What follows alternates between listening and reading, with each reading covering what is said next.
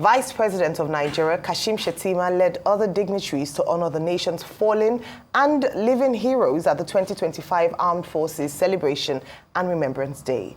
The event, which took place at the National Arcade in Abuja, is the climax of activities for this year's celebration. Arise Defense correspondent Ferdinand Duroha has this report.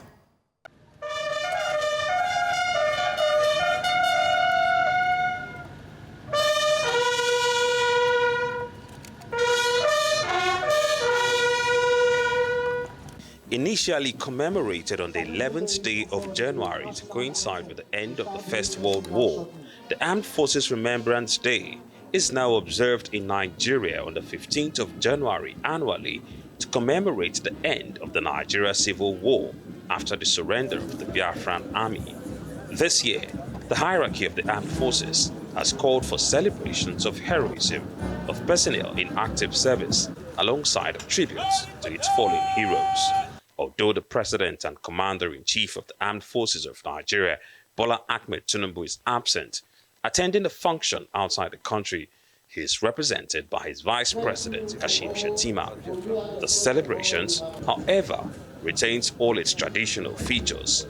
Prayers for the repose and a minute's silence in honor of fallen heroes, laying of wreaths, firing of volleys,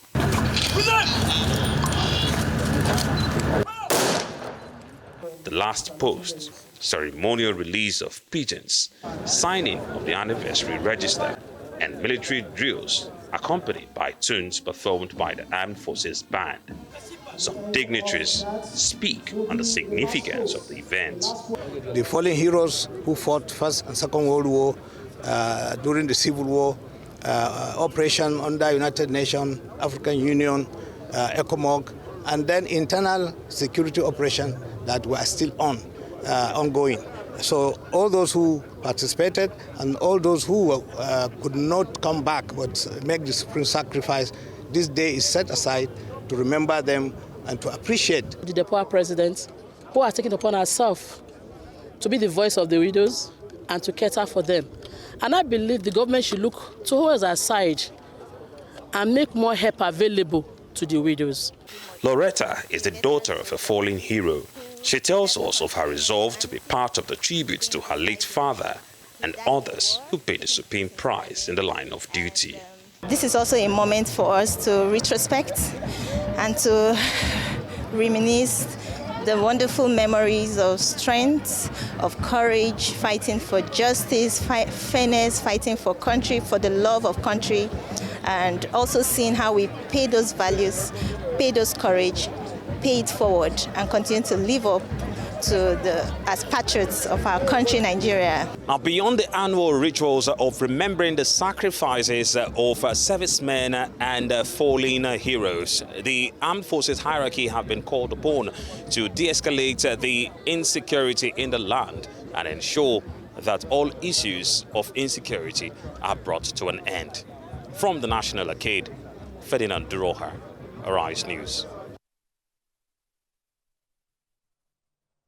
Well, thank you very much, Ferdinand, for that report. Yesterday, we had dipped in, going in to see the live ceremony going on in Abuja, led by the Vice President, Kashim Shettima, who was representing the President, Bola Ahmed Tinubu, who, as we all know, is away in Abu Dhabi. Interestingly, he had given a speech at that Sustainability Forum seminar conference, and we took it live as well yesterday. But let me talk about Armed Forces Remembrance Day. Ferdinand has done a fine job telling us, the history and why it started. The remembrance used to be on the 11th of November alongside other Commonwealth countries. The United Kingdom, other Commonwealth countries celebrate Armed Forces Remembrance Day on the 11th of November. However, following the end of the Civil War, Nigeria then evolved to making the 15th of January, coinciding with the day the Civil War ended in Nigeria, to remember our armed forces, our fallen heroes in Nigeria. The first thing I'd like to say this morning is that not just at the center, that is the federal government celebrating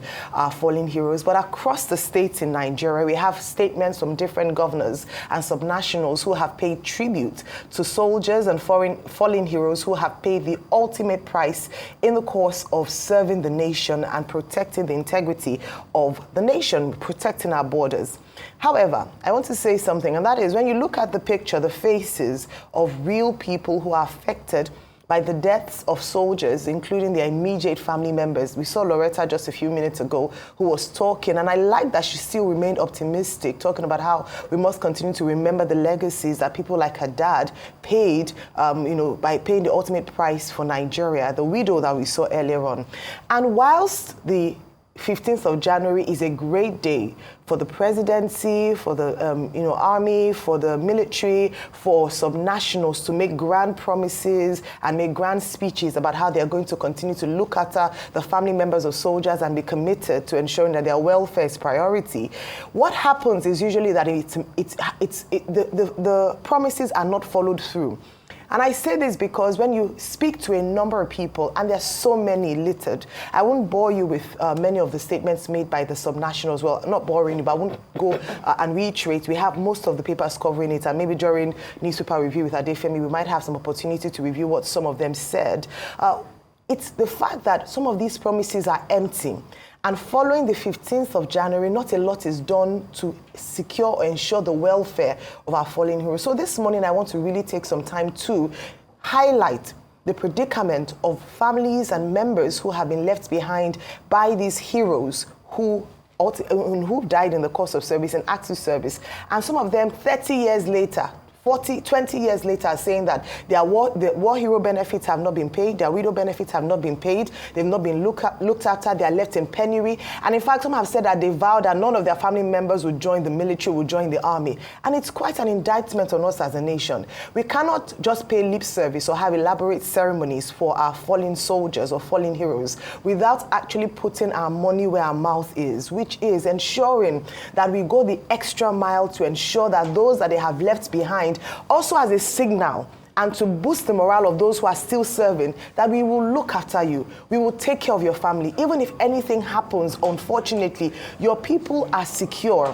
The governor of Kogi State, Usman Ododo, in his promise, had said that he was going to enroll some of the widows and their family members, in the National Health Insurance Scheme. That's a very good and laudable initiative. But a lot of them spoke about promises, what we will. It will be great on the 15th of January to reflect on what has been done and what will continue to be done so that we can really and truly honor our soldiers. The ceremony is fantastic, it's beautiful, but beyond the ceremony, it is the action. We often complain about the welfare of military personnel, whether living or those who have passed on, and what we do for their family members, and it's not anywhere near enough. I was sharing my experience of speaking to a soldier, a military person in the United States, and how when you hear the benefits and how they respect them. 11th, I was in the United States, so I got to witness Veterans Day in the US, and it was a big deal. In some states, there was even a public holiday called, and they said anywhere you see a military man, people would horn and celebrate them. The government led, but the people took inspiration from the government. Many places they get discounts, in stores. They are respected and they are honored. And he said it makes it easy for him to be willing to almost, to lay down his life for a country like this that would honor. He's Nigerian, by the way, who's gone to serve the U.S. military.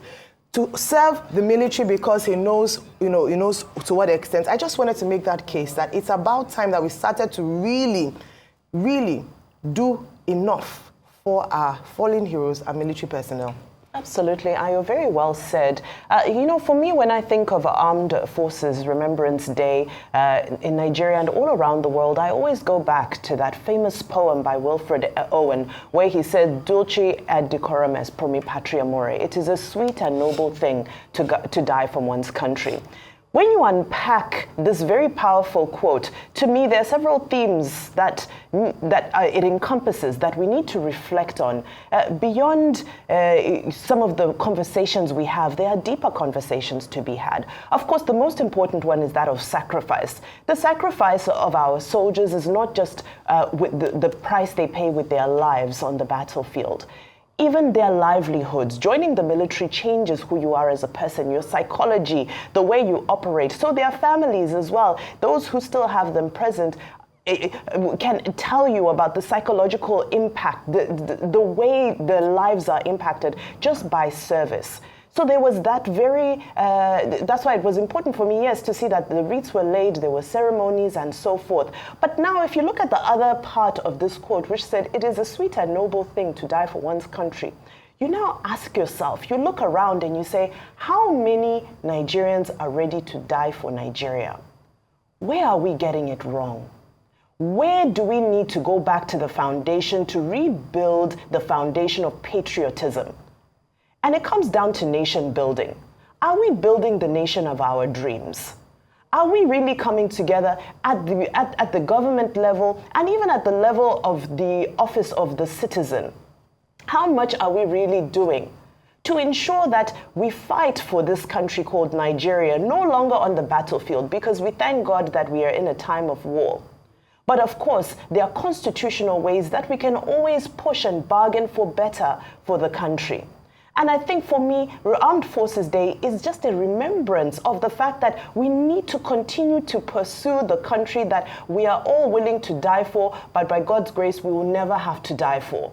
You know, we speak of Nigeria happening to people. So it's not just the armed forces at this point who are dying for Nigeria. Citizens are dying in various situations, preventable situations, all of which can be prevented by nation building, by accountability from our leaders, and also from us continuing to put pressure for accountability from as citizens. Now, my last point is the point of nation building, which is that, of course, this date of January 15th was chosen because it marked the end of the Nigerian Civil War. And this is very important because we can't speak of the context of the First World War and the Second World War and so forth, because those wars went through their process. The wars ended and there was truth, there was reconciliation, there was reintegration, there was reconstruction. So yes, as much as in 1970, General Gowon made that speech about no victor, no vanquished, I think Armed Forces Remembrance Day is also a day for us to go back and say, as the Nigerian Civil War ended, have we truly seen a process of truth and reconciliation, reintegration, and reconstruction? And where can we go back to the foundation so that we can all come together to build a Nigeria that we are ready to die for, but by God's grace, we'll never have to.